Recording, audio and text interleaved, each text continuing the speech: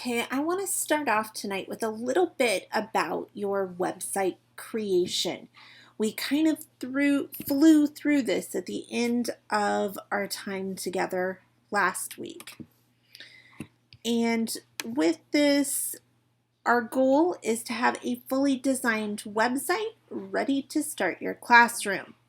So we went through Weebly and created our sites, but I don't think we went back and looked at the steps to completing your website.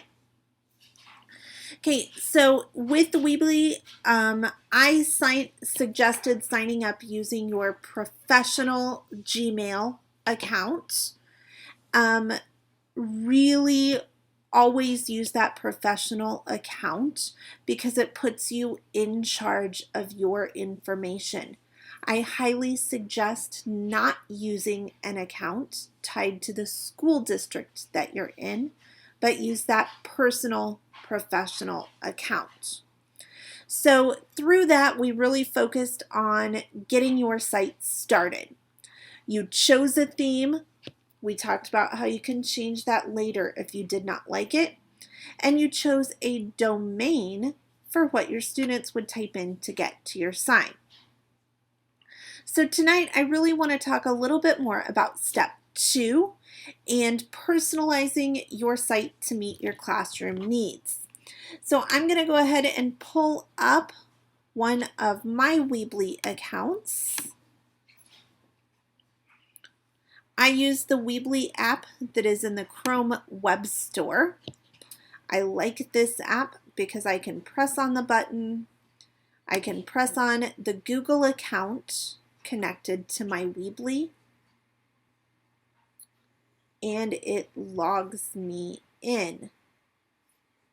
You'll see that I have many Weebly accounts. You probably have the one that we've created. I'm going to go ahead and use my this year's Weebly account that has a math focus for this tutorial. Okay, so here is my website. The theme we chose very quickly last night, so I want to start off by showing you how you can change that theme and some of the options. So if you come up here to the top to your building tools, you go Theme, Change Theme, and the theme gallery will pop up. I have discovered through working with Weebly websites that I prefer sites where the tabs are right up at top, like this one, rather than sites where you find the tabs through choosing the little lines. I've come to realize this because students don't realize that those little lines are there and that they need them to get to the site. They navigate my websites much better if the tabs are at the top so that they can easily find what they're looking for.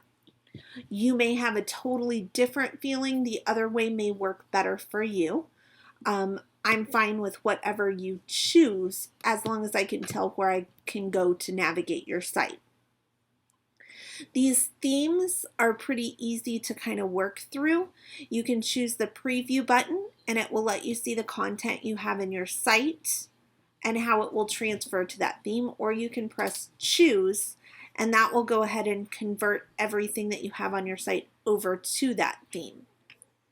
There is a button down here with older themes, so feel free to choose whatever represents your website the best.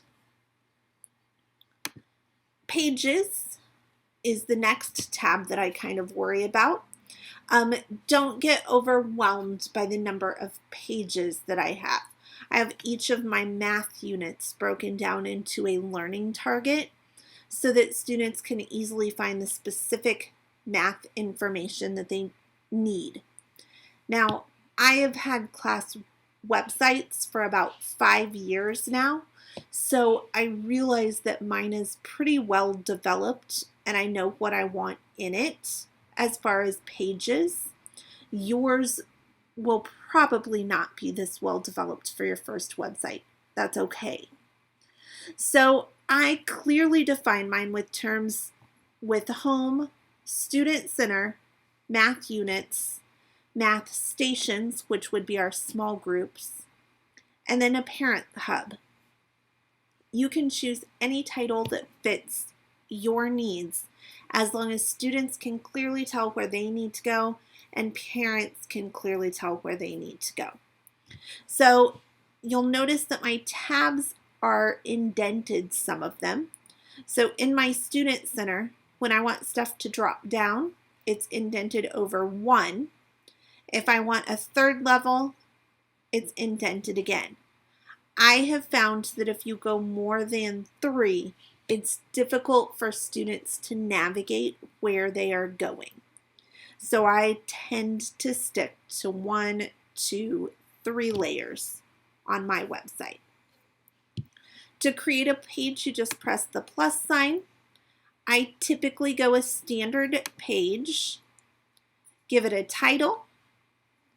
I tend to go no header at all because I could change these images. I just tend to like no header, but you have other options there of a short header or a landing page, anything like that.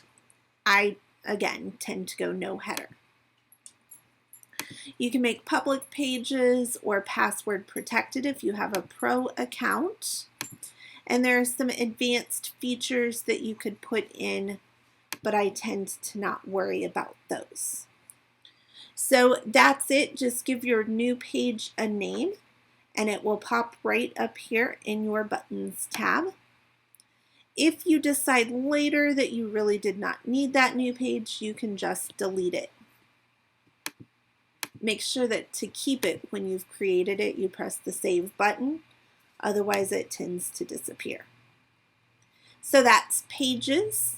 You can choose as many different tabs across the top and levels under those tabs as you need to meet your needs. For the build button, this is where you put all of your content on the pages. The important thing about your home page is that it's very clear that I've arrived at your website. Mine has my logo, my brand all over it. Students know immediately that they've arrived at Dr. Kilgore's world. It's got my name in the heading so that parents know that they're there as well.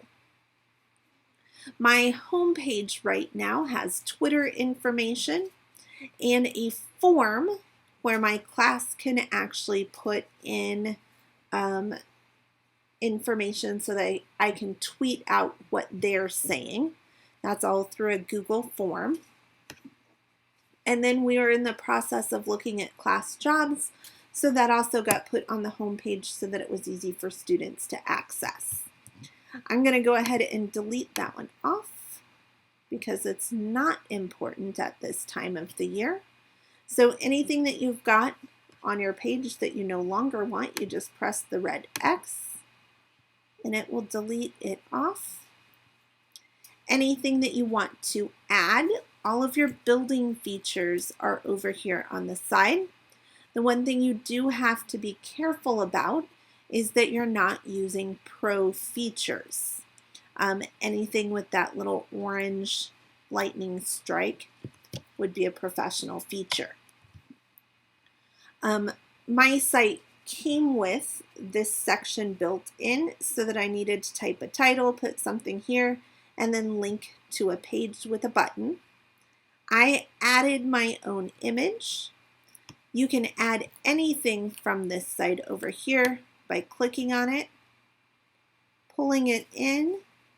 If the blue line is straight across, then it's going to cover the whole entire page. If you want it to the side, you want to wait until your little blue line over here is up and down. You can put it in front of something else. You can put columns and make it half a page. But really, it's all about dragging and dropping things where you want them to go. The thing that I like about Weebly is it's very easy to use. You can take your embed code button and put it over here, and you can take any HTML code and add it to your website.